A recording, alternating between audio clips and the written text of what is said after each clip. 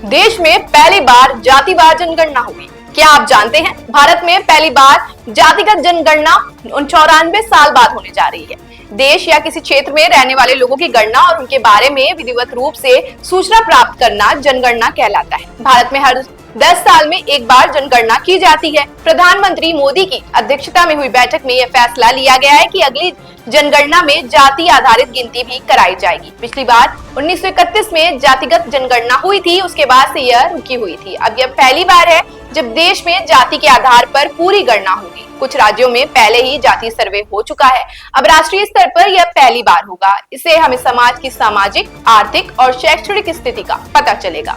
आपको बता दें कि केंद्र की मोदी सरकार पहले जातिगत जनगणना के पक्ष में नहीं थी। साल 2011 में यूपीए सरकार ने जाति सर्वे कराया, लेकिन केंद्र में बदलाव के कारण आंकड़े दब गए।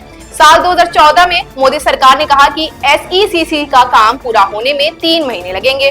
फिर 2018 में बताया गया कि डेटा में गलतियां मिली हैं। 2021 में मोदी सरकार ने सुप्रीम कोर्ट में कहा कि बाकी जातियों का गणना करना बहुत मुश्किल है।